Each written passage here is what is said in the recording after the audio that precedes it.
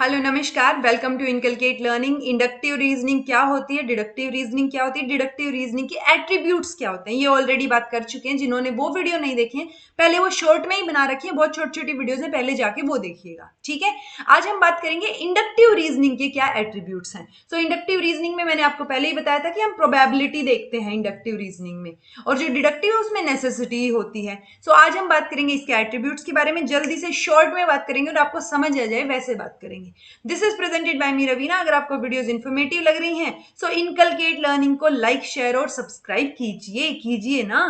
ठीक है, सो inductive strength पहला जो है क्या रहेगा, एट्रीब्यूट। दो एट्रीब्यूट पढ़ रहे हैं हम। डिडक्टिव में भी हमने दो एट्रीब्यूट पढ़े थे, एक वैलिडिटी वाला देखा था जो लॉजिकल स्ट्रेंथ बता रहा था, और एक हमने साउंडनेस देखी थी जो कि क्या बता रही थी, ट्रूथ और ट्रूथ ऑफ प्रीमाइसेस और लॉजिकल स्ट्रेंथ दोनों बता रही थी।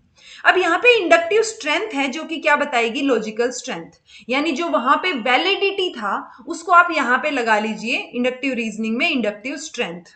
ठीक है जी, अब इसको पता कैसे करेंगे। सो इंडक्टिवली या तो कोई चीज स्ट्रॉन्ग हो सकती है या वीक हो सकती है। जैसे हम उसमें क्या देख रहे थे लॉजिकल स्ट्रेंथ में कि वैलिड है या इनवैलिड है, वैसे यहां हम देख रहे हैं कि स्ट्रॉन्ग है या वीक है। ठीक है, तो स्ट्रॉन्ग कब होगा, इंडक्टिवली स्ट्रॉन्ग का मतलब है कि अगर प्रीमाइसेस ट्रू है, इफ हम अज्यूम करके चलेंगे अगेन कि प्रीमाइसेस ट्रू है, देन हाईली चांसेस हैं या प्रोबेबिलिटीज हाई है कि कंक्लूजन भी ट्रू ही होगा। ठीक है, डिडक्टिव रीजनिंग में हम बात करते हैं कि अगर प्रीमाइसेस सच है, ट्रू है, तो कंक्लूजन जो है ट्रू ही होगा। लेकिन यहां पे क्या है, चांसेस हैं कि वो ट्रू होगा, हाईली प्रोबेबिलिटी है। ठीक है, सो वो जो प्रोबेबिलिटी है वो इंडक्टिव रीजनिंग में हमें देखने को मिलेगी। एक एग्जांपल के साथ बताती हूँ, most peacocks eat oats, this bird is a peacock. तो प्रोबेबिलिटी है ना, तो प्रोबेबिलिटी है कि वो ओट्स, बर्ड्स जो है वो ओट्स खाते होंगे। ठीक है, दिस बर्ड ईट्स ओट। तो कंक्लूजन क्या निकला हमारे पास कि दो चीजें आएंगी जब हम इंडक्टिव स्ट्रेंथ को चेक कर रहे हैं, एक तो है स्ट्रॉन्ग और एक है वीक। अब हमें स्ट्रॉन्ग और वीक कैसे हो जाएगा कि प्रोबेबिलिटी कितनी है। अगर हाई प्रोबेबिलिटी दिखा रखी है तो वो इंडक्टिवली स्ट्रॉन्ग है, अगर बिल्कुल वीक है, लो प्रोबेबिलिटी नहीं दिखा रखी तो वो इंडक्टिवली वीक है। ठीक है, ये एक एट्रीब्यूट हो गया। दूसरा एट्रीब्यूट है कोजेंसी का। कोजेंसी मतलब एट्रीब्यूट ऑफ इंडक्टिव आर्ग्यूमेंट, जो कि हमें जैसे वहां साउंडनेस था, यहां पे कोजेंसी है। डिडक्टिव में साउंडनेस पढ़ा था, वैसे ही कोजेंसी है। कोजेंसी में क्या है, ट्रुथ भी प्रोमाइसेस का बताएंगे हम और लॉजिकल स्ट्रेंथ भी बताएंगे। सो अगेन दो चीजें हो जाएंगी कि कोई भी आर्ग्यूमेंट कोजेंट कब होगा, जब वो इंडक्टिवली स्ट्रॉन्ग हो। जैसे कि कोई भी आर्ग्यूमेंट साउंड कब था डिडक्टिव आर्ग्यूमेंट में, जब वो वैलिड हो, यहाँ पे क्या हो गया, इंडक्टिवली स्ट्रॉन्ग हो। उसके साथ साथ दूसरी स्टेटमेंट सेम रहेगी कि ऑल ट्रू प्रीमाइसेस, यानी प्रीमाइसेस सारी की सारी वहां ट्रू होनी चाहिए एक्चुअल में। सो अगर एक्चुअल में ट्रू है और इंडक्टिवली स्ट्रॉन्ग है तो वो क्या हो जाएगा, हमारे पास कोजेंट भी हो जाएगा।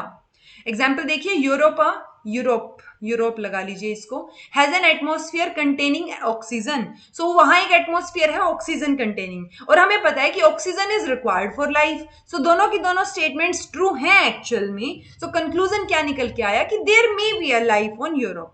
स्पेलिंग ठीक कीजिएगा इसकी। ठीक है, सो कंक्लूजन निकल के आया ना, तो यानी कि इंडक्टिवली तो स्ट्रॉन्ग है हमारे पास। ठीक है, इंडक्टिवली स्ट्रॉन्ग आ गया, स्ट्रॉन्ग चांसेस है हमारे पास, और ये प्रीमाइस भी सारी की सारी ट्रू है।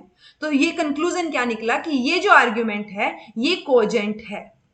ठीक है जी, यानी कि अगर मैं आपको टर्मिनोलॉजी दिखाऊं तो हमने आर्ग्यूमेंट में पढ़ा था डिडक्टिव और इंडक्टिव आर्ग्यूमेंट।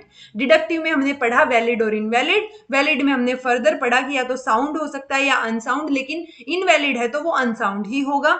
इंडक्टिव में हमने दो चीजें पढ़ी कि इंडक्टिवली स्ट्रॉन्ग है या वीक है। अगर स्ट्रॉन्ग है तो या तो वो कोजेंट होगा या अनकोजेंट होगा, लेकिन अगर वीक है तो वो अनकोजेंट ही होगा।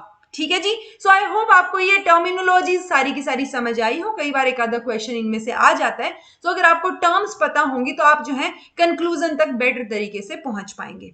This was all about today. कुछ समझ नहीं आया है सो कमेंट करके पूछ लीजिएगा। अगर समझ आ गया है, वीडियो इंफॉर्मेटिव लगी है, सो वीडियो को लाइक कर दीजिए और चैनल को सब्सक्राइब कर दीजिएगा। ठीक है जी, this was all about today. Thank you so much for watching. Be happy, keep smiling.